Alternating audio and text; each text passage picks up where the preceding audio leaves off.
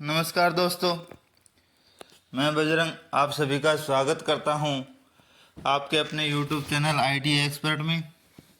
हम आज की वीडियो में पढ़ने वाले हैं 11 अगस्त के महत्वपूर्ण करंट अफेयर के बारे में।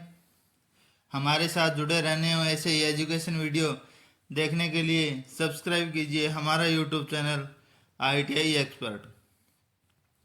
हम स्टार्ट करते हैं आज के पहले क्वेश्चन के बारे में। कौन सी राज्य सरकार ने हाल ही में एक प्रतियोगिता जिसका नाम खेल महारण है उसकी शुरुआत या आयोजन कर रही है? Option A Paschim Bangal, option B Bihar, option C Assam तथा ऑप्शन डी केरल। ओलंपिक जैसे ही एक प्रतियोगिता का नाम खेल महारण है जिसका आयोजन अभी हाल ही में असम सरकार करने जा रही है। इसके बारे में और तथ्य जाने तो असम राज्य के मुख्यमंत्री श्री हिम्मत बिस्वा शर्मा के नेतृत्व वाली सरकार, जिसने 1 नवंबर 2023 से खेल महारण का आयोजन करने जा रही है। राज्य सरकार ने यह निर्णय लिया है कि ग्राम पंचायत स्तर, पंचायत समिति स्तर तथा तहसील स्तर, जिला स्तर और राज्य स्तरीय खेल में जमीनी स्तर पर खेल प्रतिभाओं की पहचान करने और उन्हें निखारने के लिए खेल महारण का आयोजन 1 नवंबर 2023 से 10 जनवरी 2024 तक किया जाएगा।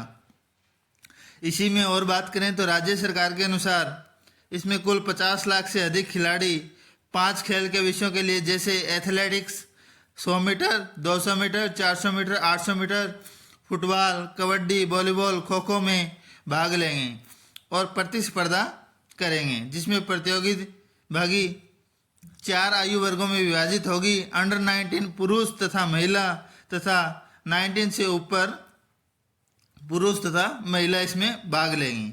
तो इसका सही आंसर हो जाएगा खेल महारण का आयोजन करने वाली राज्य सरकार असम है। तो ऑप्शन सी हमारा यहाँ पे सही है, Assam.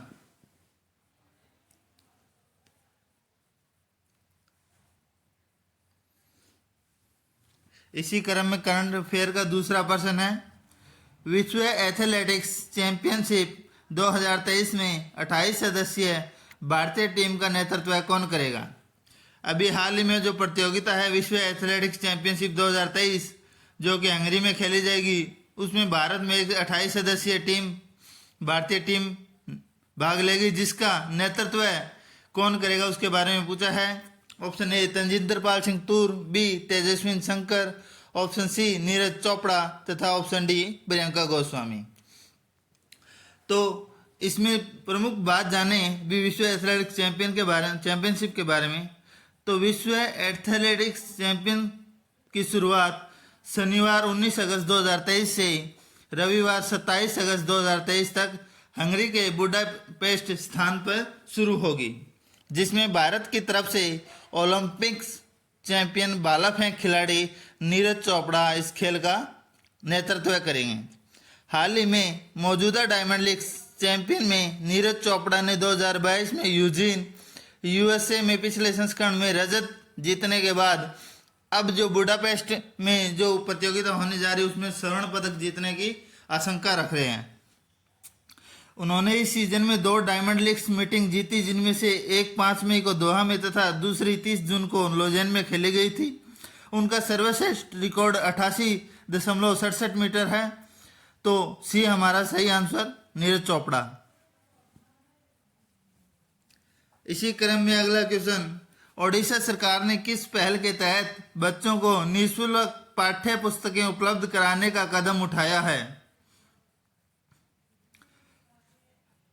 Option A Sunrise, option B Orissa शिक्षा अभियान, ऑप्शन सी 5T तथा option D education for all. मैं आपको बता दूं कि ओडिशा सरकार ने हाल ही में एक शिक्षा के मंत्रालय ने निःशुल्क पाठ्यक्रम पुस्तक उपलब्ध कराने के लिए एक 5T योजना की पहल की है।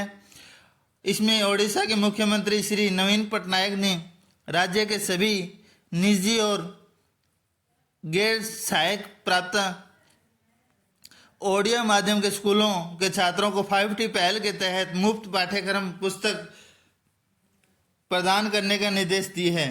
राज्य सरकार कक्षा 1 से 8वीं तक के विद्यार्थी को निःशुल्क पाठ्य पुस्तकें उपलब्ध करवाएगी तथा इसे शैक्षणिक 2024-25 में लागू किया जाएगा। इसका उद्देश्य ओडिया माध्यम स्कूलों का ओडिया भाषा सिखाने का है। इसी क्रम में अगला क्वेश्चन, हाल ही में किस राज्य या किस केंद्र शासित प्रदेश ने कक्षाओं में मोबाइल फोन के उपयोग पर प्रतिबंध लगा दिया गया है? तो दोस्तों, स्कूल प्रांगण में आजकल बच्चों के द्वारा मोबाइल फ़ोन, टीचर अध्यापकों के द्वारा मोबाइल फ़ोन ज़्यादा उपयोग होने के कारण दिल्ली सरकार ने हाल ही में एक नया कदम उठाया, जो एक शिक्षा के प्रति एक नई पहल की है, जिसमें मोबाइल फ़ोन को विद्यालय प्रांगण के दायरे में बैन कर दिया गया है। इसमें हम पढ़ें तो हाल ही में दिल्ली सरकार ने स्कूल परिसर में बच्चों तथा अध्यापकों दोनों को मोबाइल फोन के इस्तेमाल पर प्रतिबंध के बारे में एक सलाह जारी की है, जिससे उनके अभिभावकों या माता पिता से यह सुनिश्चित करने का अनुरोध किया है कि उनके बच्चे स्कूल में सेल फोन न लेकर जाएं। शिक्षकों और अन्य कर्मचारियों का कक्षाएं, खेल के मैदानों, प्रयोगशाला, पुस्तकालय, मतलब जहाँ भी कुछ सीखने को मिले वहाँ मोबाइल का फ़ोन उपयोग करने के लिए बचने के लिए कहा है। जब इसी में और बात करें तो इसकी सही आंसर तो हो जाएगा दिल्ली। अब स्कूल के जो अधिकारियों को हेल्पलाइन नंबर प्रदान करने के लिए कहा गया है, जिससे कि स्कूल में बच्चे से माता पिता बात कर सकें, तो उनके लिए एक आपात स्थिति में कॉल कर सकते हैं। यह एडवाइजरी दिल्ली के सभी सरकारी और प्राइवेट स्कूलों के लिए जारी की गई है।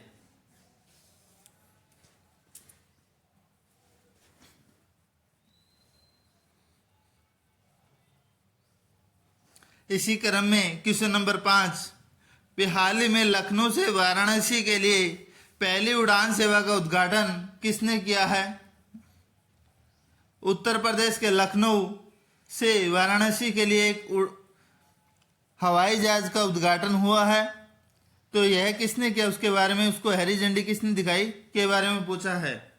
Option A Narendra Modi, option B Amit Shah, option C Yogi Adityanath तथा ऑप्शन डी राष्ट्रपति श्रीमती द्रौपदी मुर्मू।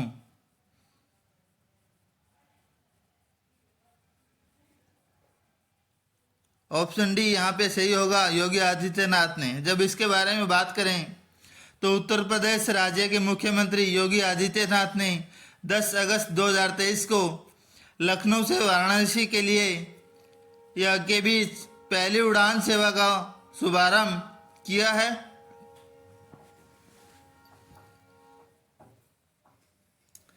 अब मैं बता दूं भी, जो पहली फ्लाइट होगी वो इंडिगो एयरलाइंस की ओर से शुरू की गई है। इस सेवा में मात्र लखनऊ से वाराणसी के बीच में केवल 55 मिनट का समय में यह सफर पूरा करने का आश्वासन दिया गया है। यह उड़ान चौधरी चरण सिंह अंतर्राष्ट्रीय हवाई अड्डे से संचालित की गई है।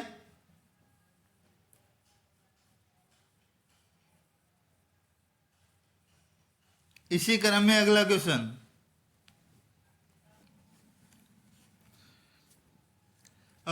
है खतरों के बीच रक्षा मंत्रालय में इंटरनेट से जुड़े सभी कंप्यूटरों में माइक्रोसॉफ्ट ऑपरेटिंग सिस्टम जो चल रहा था उसकी जगह दूसरा ऑपरेटिंग सिस्टम उपयोग किया गया है, उसका नाम पूछा गया है। तो मैं आपको बता दूं, खतरों के बीच रक्षा मंत्रालय मतलब सभी में उपयोग होने वाले जो कंप्यूटर है उनको साइबर हमलों या साइबर क्राइम से बचाने के लिए, उनको हैकर से बचाने के लिए अभी एक MOS माइक्रोसॉफ्ट ऑपरेटिंग सिस्टम की जगह एक माया नाम का ऑपरेटिंग सिस्टम स्विच किया गया है। तो यहाँ माया इसका सही आंसर है।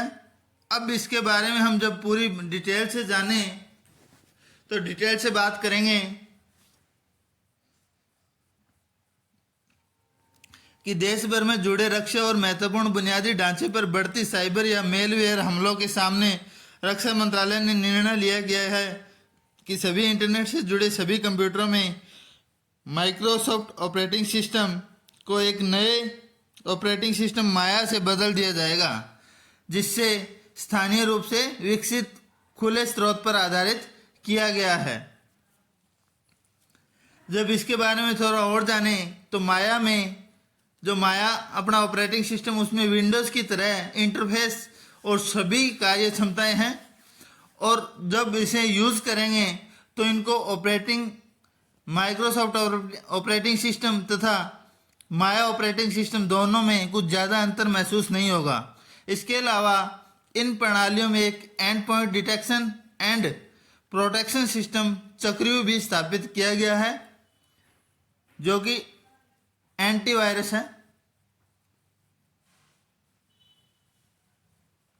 इन्हें आरंभ करने के लिए 15 अगस्त 2023 से पहले साउथ ब्लॉक में इंटरनेट से जुड़े सभी कंप्यूटरों को माया ऑपरेटिंग सिस्टम स्थापित करने का निर्देश दिया गया है।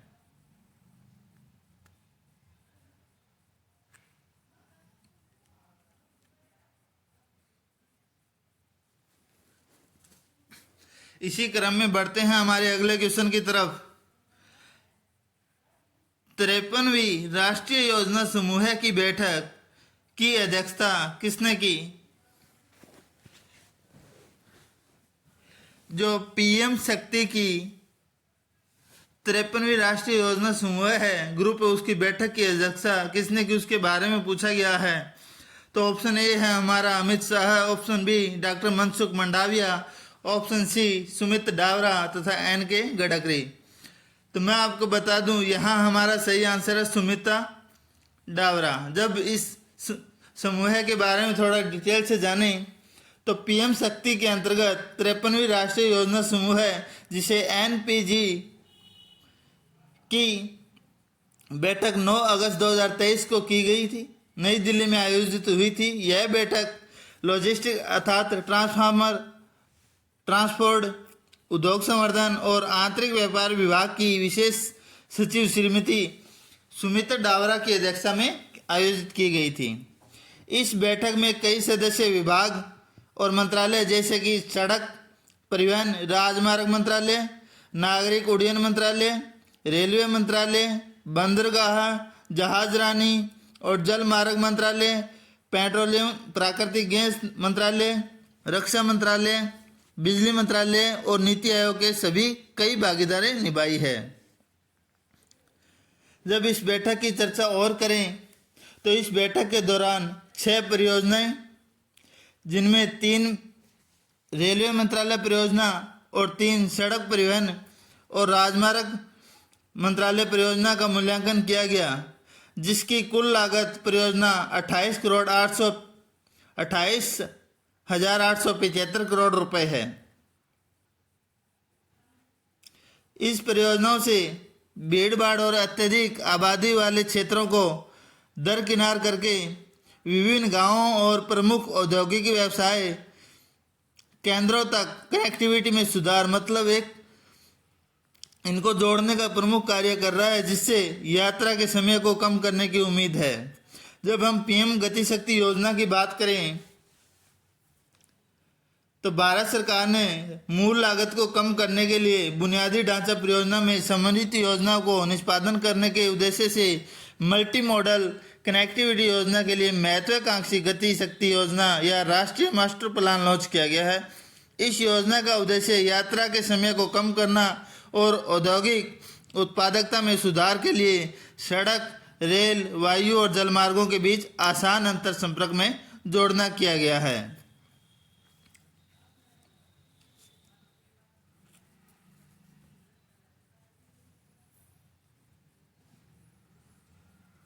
इसी क्रम में हमारा 8वां क्वेश्चन है, फिट इंडिया क्विज के राष्ट्रीय राउंड किस मंच पर अर्थात किस चैनल पर प्रसारित किए जाएंगे? भी हमारे मोबाइल से जुड़े जो फिट इंडिया क्विज के जो प्रसारण है, लाइव प्रसारण, वो किस चैनल पर किए जाएंगे उसके बारे में पूछा है। तो ए मोबाइल ऐप अमेजॉन प्राइम पर, बी नेटफ्लिक्स पर, सी डिज्नी हॉटस्टार पर तथा डी जियो टीवी पर। तो इसका फिट इंडिया क्विज का सीधा प्रसारण डिज्नी हॉटस्टार पे किया जाएगा। जब इसे डिटेल से जाने, भी फिट इंडिया क्विज के दूसरे संस्करण का राष्ट्रीय दौर 12 अगस्त से स्टार्ट होने जा रहा है। इसका सीधा प्रसारण लोकप्रिय प्लेटफॉर्म डिज्नी हॉटस्टार पर किया जाएगा। अब बात करेंगे इसमें फिट इंडिया क्विज होती क्या है, कि इसमें देश के जो भी स्कूल हैं, उन स्कूलों में से जो भी प्रत्येक स्कूल के 2 बच्चे उनसे एक प्रतियोगिता भाग लेंगे। उस प्रतियोगिता में फिटनेस और खेल से संबंधित सभी प्रश्नों की सीरीज का उत्तर देते हैं। फिट इंडिया क्विज 2023 में 36 स्कूलों में से प्रत्येक स्कूल के 2 छात्र अर्थात कुल 72 छात्रों ने राज्य स्तर में अपने संबंधित राज्यों केंद्र शासित प्रदेशों में शीर्ष सम्मान हासिल किया है तथा इनकी मेजबानी एंकर तन्या तिवारी और तान्या करेंगे। राज्य दौर के 36 विजेता स्कूल में प्रत्येक स्कूल एक को पिछले महीने मुंबई में माननीय केंद्रीय युवा मामले और खेल मंत्री श्री अनुराग सिंह ठाकुर द्वारा 2.5 लाख रुपए नगद पुरस्कार से सम्मानित किया गया था। राष्ट्रीय दौर के विजेता के लिए अभी कुल पुरस्कार की राशि अब 25 लाख रुपए कर दी गई है। जो फिट इंडिया क्विज का दूसरा संस्करण केंद्रीय युवा मामले और खेल मंत्रालय द्वारा भारतीय खेल प्राधिकरण के सहयोग से आयोजित किया जा रहा है। क्विज में भारत के समृद्ध खेल इतिहास, फिटनेस, पोषण से संबंधित विषयों की एक विस्तृत श्रृंखला शामिल है।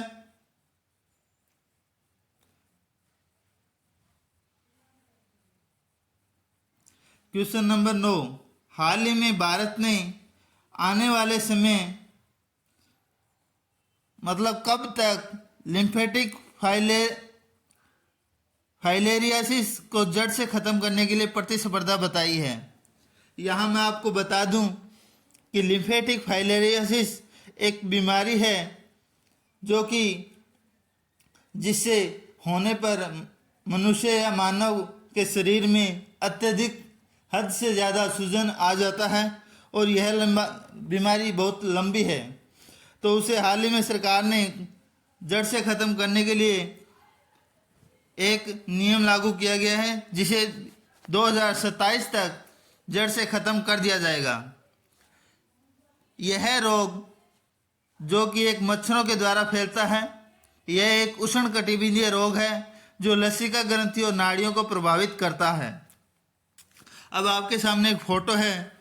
अब यह रोग हो जाने के बाद इस फोटो में जो जैसे पैर है, पैर को सूजन हो जाता है, मतलब सूज कर हाथी के पैर जैसे हो जाते हैं। तो जिस कारण इस रोग को हाथी पांव रोग का नाम भी दिया गया है।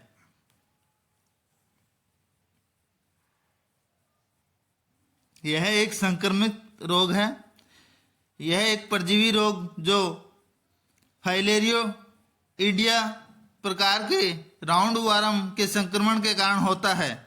ये खून पीने वाले काली मक्खियां और मच्छरों से फैलते हैं।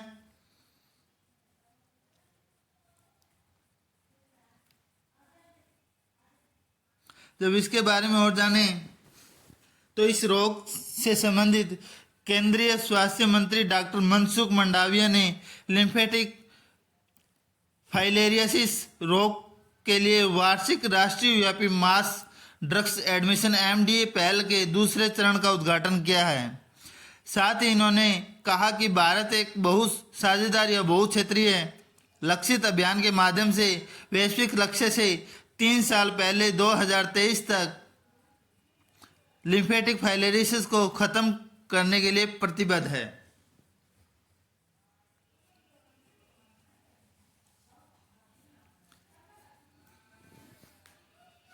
इस अभियान का दूसरा चरण 10 अगस्त से शुरू होकर 9 स्थानिक राज्यों असम, बिहार, छत्तीसगढ़, झारखंड, कर्नाटक, महाराष्ट्र, ओडिशा, तेलंगाना और उत्तर प्रदेश के 81 जिलों को कवर करेगा।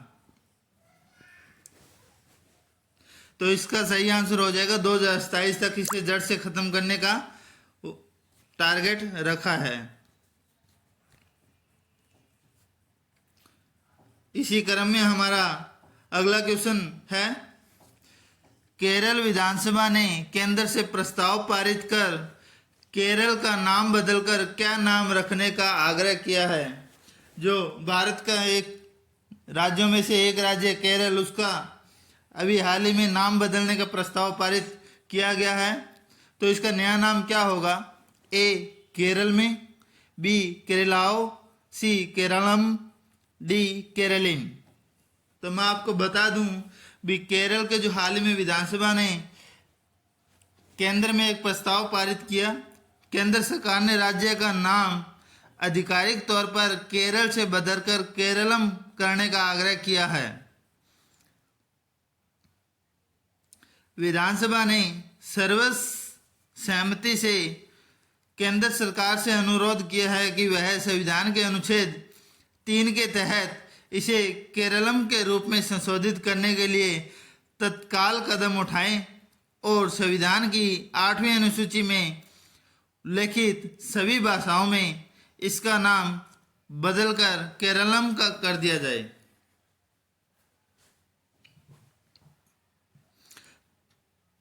वैश्विक स्तर पर राज्य की उपलब्धि का समर्थन करने के लिए केरल राज्य भी 1 नवंबर से केरलियम 2023 मनाएगा।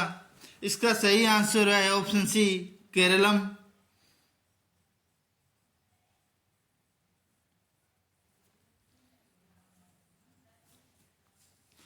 आज की हमारी 11 अगस्त की जो क्विज है वो यहीं पूरी होती है, जिसमें हमने 10 महत्वपूर्ण करंट अफेयर के बारे में पढ़ा। अगर आपको मेरी वीडियो पसंद आए तो मेरे वीडियो को लाइक करें, शेयर करें तथा मेरे चैनल को सब्सक्राइब कीजिए। अगली वीडियो हमारी आएगी हमारी